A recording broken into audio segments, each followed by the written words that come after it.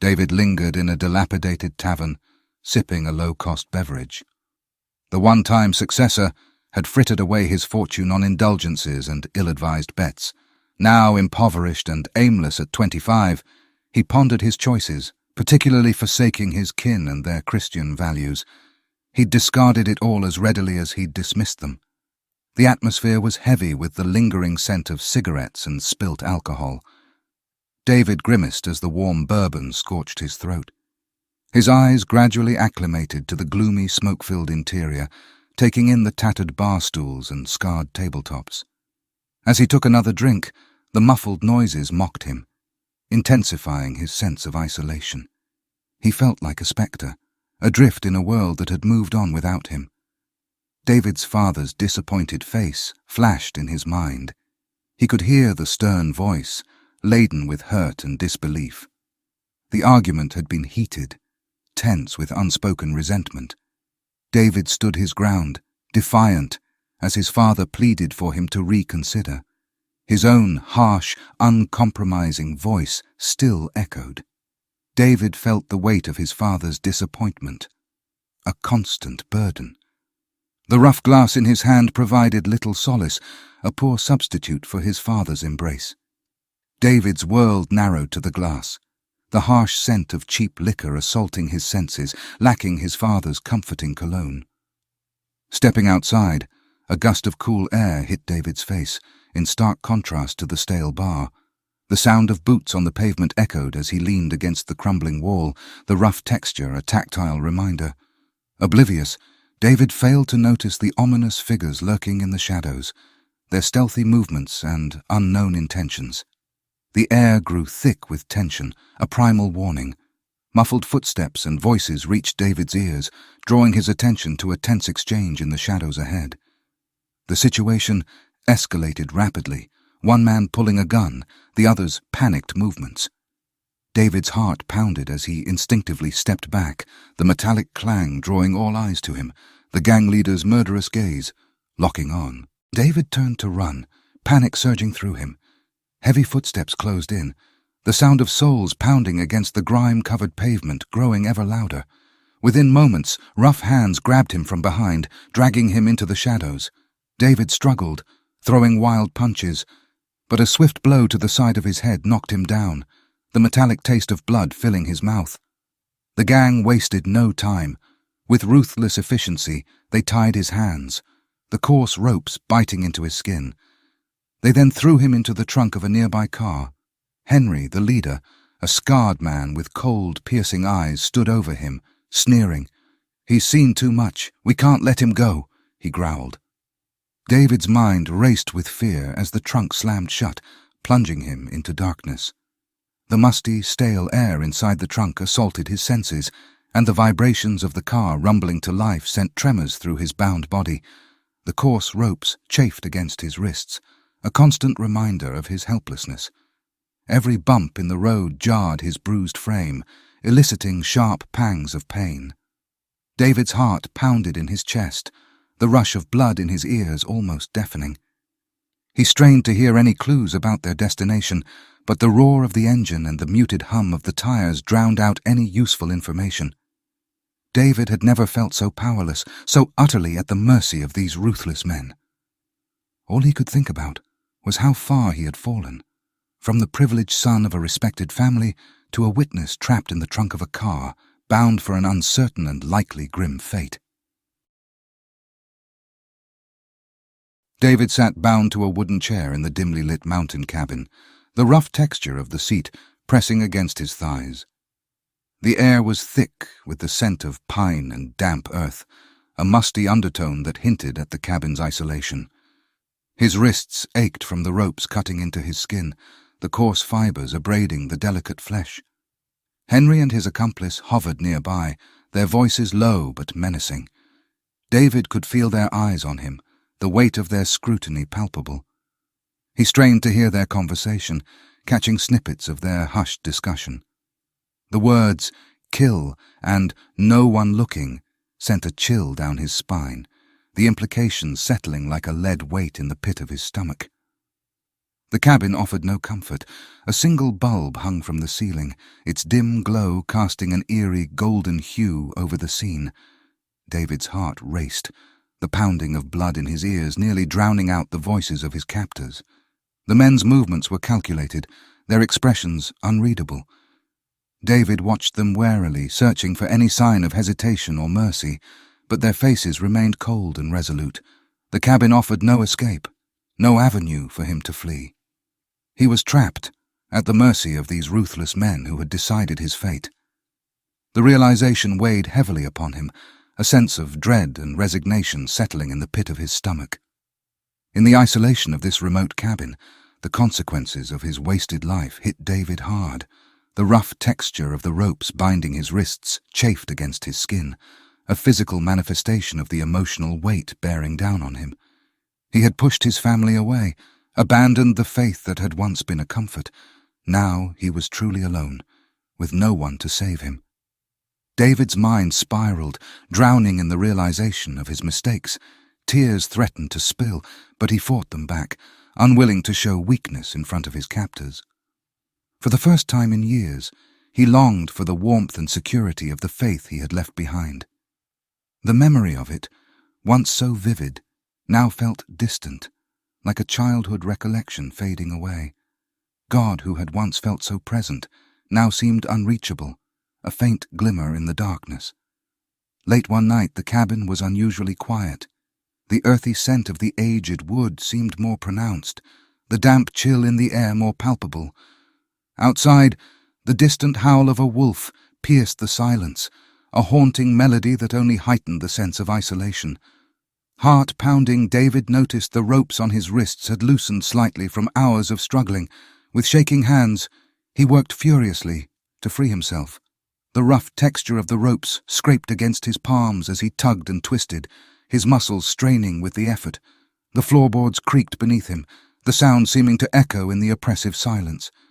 After what felt like an eternity, the ropes slipped off, and David let out a silent gasp of relief. He massaged his wrists, feeling the ache slowly subside. David knew this was his only chance.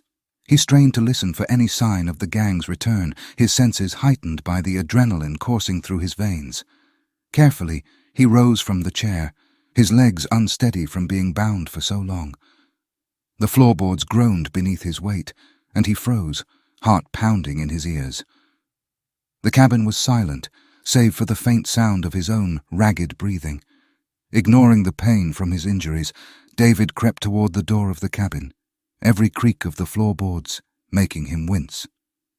Outside, the cold mountain air hit him, the crisp bite on his skin a stark contrast to the stale, stagnant atmosphere inside. But he didn't stop to savor his freedom. He bolted into the dark wilderness, branches tearing at his clothes as he stumbled through the undergrowth. The rough bark scraped against his skin, and the sharp needles of the pine trees pricked at his arms. Twigs snapped underfoot, the sound echoing through the dense forest. His legs felt weak, but adrenaline pushed him forward, the pounding of his heart drumming in his ears. David couldn't see more than a few feet ahead, but he didn't dare slow down. He had to get as far away as possible, the fear of the gang's return fueling his desperate sprint. He didn't know where he was going, he just had to put as much distance between himself and the cabin as possible. As David fled into the rugged wilderness, his mind raced with fear. The distant shouts of the gang echoed through the dense forest, a chilling reminder of the danger hot on his heels. Panic surged through his veins, but he forced himself to focus, his survival instinct kicking in. The forest was a labyrinth of towering trees and tangled undergrowth, the uneven terrain making every step a struggle. The meager scraps of food he had been given over the past few days had barely sustained him, and now his energy reserves were running dangerously low. Behind him, the shouts grew louder, the sound of snapping twigs and crunching leaves betraying the gang's pursuit. They were closing in, their voices carrying through the stillness of the night. Desperation clawed at his mind as he realized he was at the end of his strength. His legs trembled, threatening to give out beneath him, but he knew that stopping meant certain death. In that moment, David did something he hadn't done in years. He prayed. The words tumbled from his lips in a breathless whisper, a desperate plea for help in this vast, unforgiving wilderness. He prayed for strength, for guidance, for some sign that he wasn't alone in this fight for survival. The cool night air carried his words, a faint whisper lost among the rustling leaves and creaking branches. David trudged through the dense forest, every step a battle. The thick underbrush clawed at his legs, the branches snagging on his tattered clothes as he pushed forward.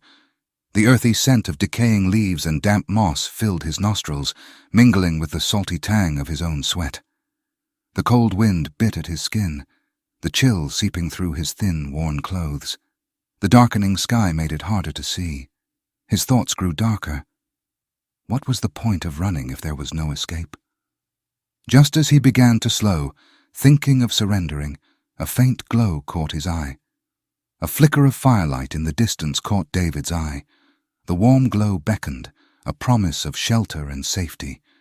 Without hesitation, desperation drove him toward it, his weary legs carrying him as quickly as they could manage. As he drew closer, the crackle of the fire grew louder, the flickering light casting dancing shadows through the trees. Uncertainty gripped him, unsure of what or who he would find waiting for him.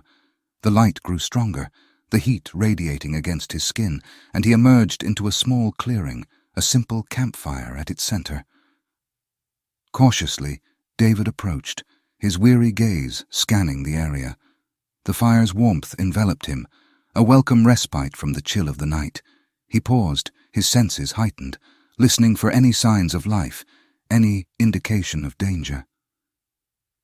David stumbled into the small clearing, the flickering firelight casting a warm glow across the scene. Ahead, a weathered old man sat calmly by the fire, his silver hair shimmering faintly in the dancing light. The man's eyes, deep and wise, seemed to shine with a tranquil understanding as they settled upon David. The young man hesitated, his senses heightened, unsure whether to trust this stranger in the middle of the wilderness. But before he could speak, the old man gestured for him to sit, offering him a bowl filled with steaming broth and a cup of cool, clear water. Gratefully, David accepted, his parched throat and rumbling stomach overriding his caution. As he sipped the broth, the warmth spread through him, soothing his weary body. The man remained silent, watching David with a gentle, knowing smile that seemed to see deep into his very soul.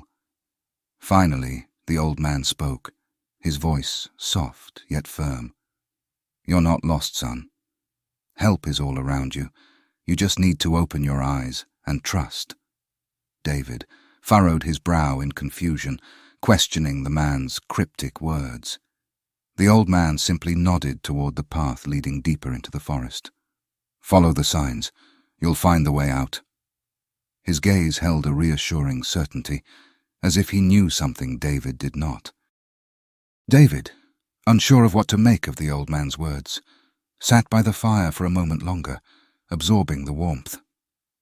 The crackle of the flames filled the air, and the flickering light danced across his weary face. He inhaled the earthy, smoky scent, savoring the comforting sensation of the heat on his skin. He didn't understand how this weathered old man could be so calm, offering guidance in the middle of a life-or-death situation.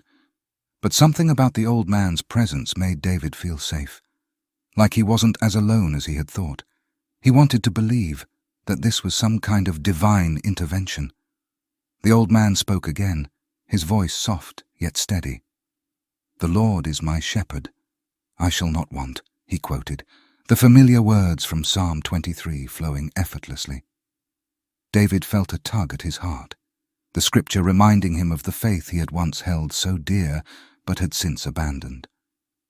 Though still skeptical, David found himself feeling strangely comforted by the old man's words. He could taste the saltiness of his own tears as he listened, the emotions he had suppressed for so long bubbling to the surface. As he stood to leave, the old man gave him one last piece of advice, his gaze steady and reassuring. "Remember, David, you're not alone on this path." The young man paused, the weight of those words settling upon him. He could feel the old man's eyes following him as he turned and stepped back into the darkened forest, unsure of what lay ahead, but no longer feeling as lost.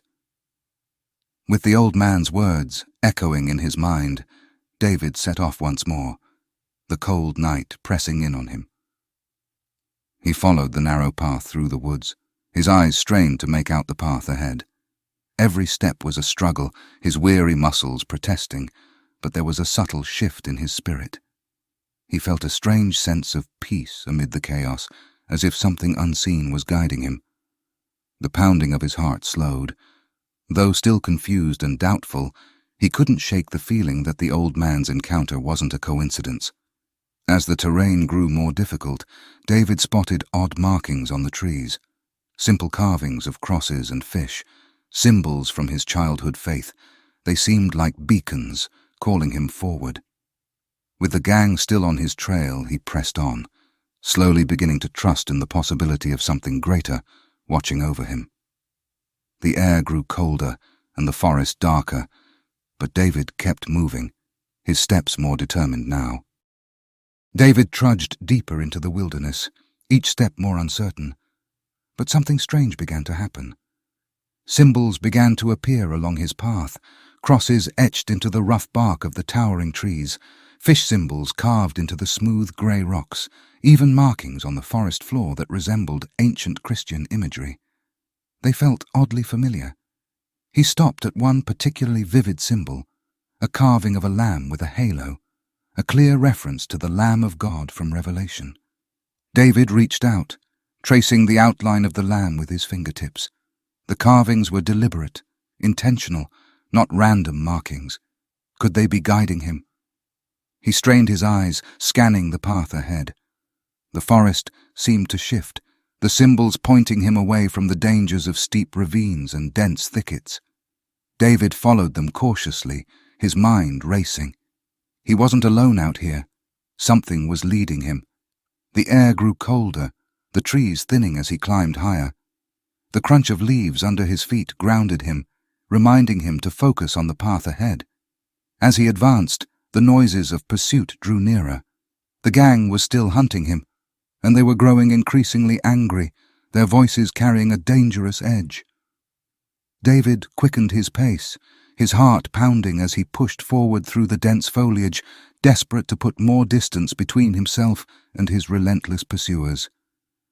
The roar of the river thundered in David's ears as he stood on the bank, his feet sinking into the muddy soil. The rushing water churned and swirled, its icy current a daunting obstacle.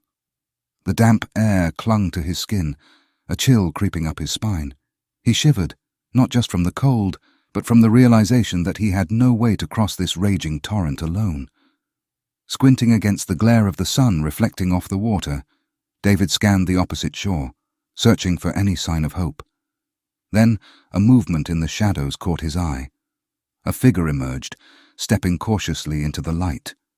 The stranger was rugged, with weathered features and a calm, steady gaze that met David's own. Without a word, the man raised a calloused hand and pointed to a narrow path along the riverbank. David followed the direction of the stranger's gesture and noticed a series of stones jutting out from the water, forming a precarious bridge across the churning current. David's heart raced as he considered the treacherous crossing. One wrong step, and he could be swept away, lost to the river's icy embrace. He glanced back at the stranger, his eyes silently pleading for guidance. The man's lips curved into a faint smile, and he nodded toward the river. "Trust," he said, his voice a low, reassuring rumble. Steeling himself, David placed a tentative foot on the first stone, feeling it shift beneath his weight. The roar of the water grew louder, the spray from the rapids dampening his face. Slowly, carefully, he inched his way across, each step a test of his balance and nerve. With the stranger's calming presence at his back, David found the strength to push forward. The sound of the river a constant reminder of the danger that surrounded him. As he reached the opposite bank, David turned, but the mysterious stranger had vanished, leaving only the echoes of his quiet words. David reached the edge of the steep cliff. His shoes crunched against the gravel. The path he had been following abruptly ended, and below, the jagged rocks waited, a testament to the danger that lurked in the depths. He panicked, his heart pounding in his chest. His eyes darted frantically, searching for a way forward, but the cliff's edge seemed to stretch on endlessly, offering no escape. Just as despair threatened to overwhelm him, a movement in the corner of his eye caught his attention. Turning, he found a woman standing there, her gentle eyes meeting his own. She exuded an aura of calm. Wordlessly, she raised a slender hand and pointed toward a hidden trail that wound around the cliff. "You can't see the way forward, but it's there," she said, her voice soft and melodic, like a whisper on the wind. David's gaze followed the direction of her gesture, and to his relief, he spotted the faint path, its twists and turns, leading him around the treacherous cliff. He turned back to thank the woman, but she had vanished, leaving behind only the lingering scent of wildflowers. Shaking off his surprise, David hurried toward the hidden trail, his muscles protesting with each step. The path was narrow and treacherous, forcing him to navigate carefully. As he rounded the cliff, the landscape opened up before him. The vast, untamed wilderness that stretched out in the distance filled him with a sense of both wonder and trepidation, for he knew that his journey was far from over. Pausing to catch his breath, David glanced back, half expecting to see the mysterious woman once more. But she had disappeared, leaving him to wonder if she had been more than just a chance encounter. David's weary body sank to the ground, the soft earth cushioning him as he leaned back against the sturdy trunk of the ancient oak tree. The scent of damp soil and the earthy fragrance of the forest surrounded him, reminding him of the simpler days of his childhood when he would play among the trees, his laughter echoing through the wilderness. Now, that carefree innocence felt like a distant memory, replaced by the heavy burden of his choices and the constant fear of being hunted. As David's eyes closed in a rare moment of respite, his senses sharpened. His mind wandered, reflecting on the strange encounters guiding his treacherous journey. Symbols carved in trees, mysterious strangers appearing at crucial moments. None of it made sense, yet an undeniable purpose underlay each event. David thought back to the faith of his youth, the beliefs he had so easily cast aside in his pursuit of a reckless and self-indulgent life. The whispered prayers of his childhood echoed in his mind, and he found himself longing for that sense of connection, that unwavering trust in a higher power. Tentatively, he opened his mouth, his voice barely above a whisper as he uttered a simple prayer. The words felt foreign on his tongue, yet there was a glimmer of hope that stirred within him, a flicker of light in the darkness that had consumed him. As the last words faded into the forest's silence, David felt a burden lift. His spirit renewed, he sensed an unseen presence and knew he wasn't alone. The gang emerged from the trees, their footsteps thundering against the ground. David's heart pounded in his ears, drowning out the sounds of their angry shouts. He could smell their sweat and see the fury etched on their faces. Outnumbered, injured, and exhausted, David knew he had no chance of fighting them off. Yet despite the odds, something within him had changed. The lessons from the strangers and the symbols he'd encountered echoed in his mind, a weight he couldn't fully understand. David's body trembled, but his spirit held firm. This wasn't just about survival anymore, it was about something deeper, a purpose he couldn't yet grasp. As the gang closed in, he braced himself, not for defeat, but for what was to come next. David pressed against the rough rock wall, his heart pounding. The gang circled him, their shadows looming. The air was thick with tension. David searched for escape, but the clearing offered none. His fingers traced the symbol on the rock, a cross with rays of light. It sparked a memory from Revelation, a promise of deliverance. He realized the answer wasn't to fight or flee, but to surrender and trust God's plan. "God, I trust you," he whispered, steadfast despite the danger. It wasn't about winning the fight, it was about having faith in what he couldn't see. As David prayed, The air grew thick with tension. The gang advanced, their heavy boots crunching on the gravel, each step a menacing thud. The leader, Henry, stepped forward. "Time's up, kid," Henry growled, raising his weapon. The barrel glinted in the dappled sunlight filtering through the trees. David didn't flinch. He stood firm, his gaze locked with the man in front of him, a sense of surrender in his heart, not to the gang, but to God. David's fear melted away, replaced by an overwhelming sense of peace. A presence surrounded him, invisible yet undeniably real, like a gentle breeze caressing his face. Just as the leader prepared to strike, the shrill wail of sirens cut through the silence, making the gang members hesitate, their faces twisted with confusion. Something was happening. Help was coming, just as the strangers had promised. David opened his eyes, his heart racing but his expression serene. Deliverance was near. Suddenly, the sound of screeching tires and flashing lights filled the clearing. The air crackled with the wail of sirens. David's head snapped up as armed officers poured into the scene, their boots crunching on the gravel. "Freeze! Hands in the air!" the officers shouted, their voices authoritative and commanding. The gang members froze. Their eyes darted around, searching for an escape, but they were surrounded. David's realized someone had tipped off the authorities. He recognized one of the mysterious strangers he had encountered earlier in the forest. The man's gaze locked with David's, and he gave a subtle nod, a faint smile playing on his lips. The stranger stepped forward, his movements calm and deliberate. He approached the gang leader, Henry, who glared at him with undisguised hatred. "You're under arrest," the stranger said, his voice steady and authoritative. He pulled out a pair of handcuffs and secured Henry's wrists, the metal clicking with finality. David watched, his body trembling as the other officers apprehended the rest of the gang. Their threats and curses were silenced by the weight of justice. As the officers cleared the scene, David stood there still shaking but alive, saved at the last possible moment.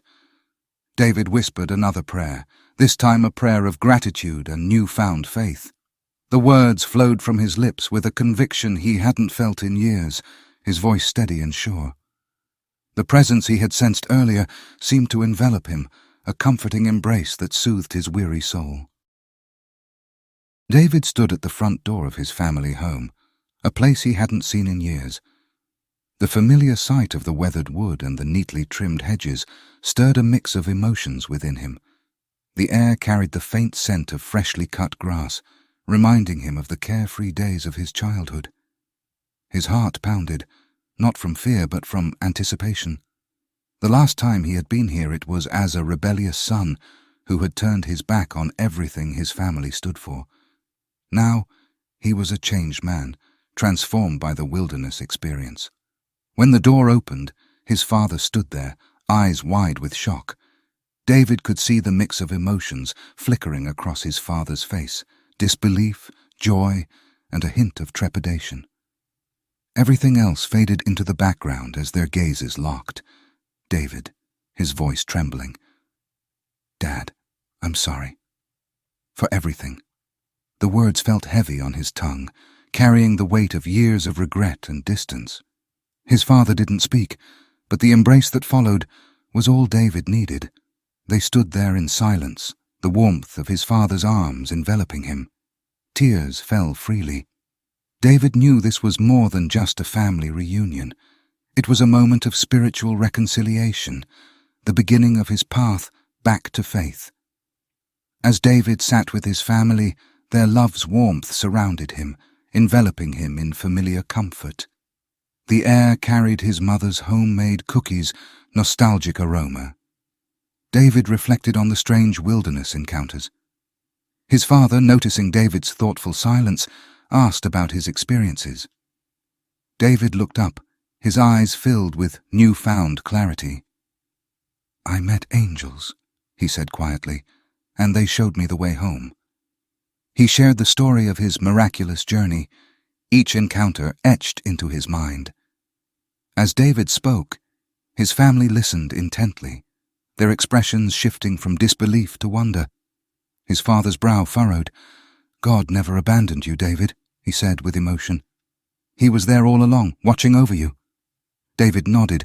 He felt a renewed connection to the faith he had once rejected. Surrounded by his family's love, David's spiritual awakening was palpable, a transformation that had taken root in the wilderness and blossomed at home. As he looked out at the sea of faces, he felt their curious, skeptical gazes. Clearing his throat, David spoke steadily. For so long I chased money, pleasure and escape, thinking they would bring fulfillment, but they only left me empty and lost. He paused, the silence punctuated by shuffling feet and the soft hum of lights. From his worn jeans pocket, David pulled out a small, weathered cross, its wood smooth from years of handling. Then, something happened in the wilderness. I encountered symbols that guided me at my lowest. With them, I found my lost faith. The listeners shifted from skepticism to wonder as David recounted his journey. He described the carved symbols that appeared when he needed them most, and the strangers who emerged from shadows, offering sustenance and guidance when he felt alone. Even in my darkest moments when I thought I was lost, God was there, David said, his voice thick with emotion.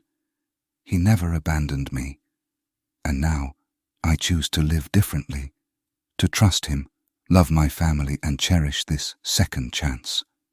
The church hummed with newfound energy as David's words resonated. They had known him as the prodigal son, but now they saw a transformed man, his eyes shining with a light they had never witnessed before.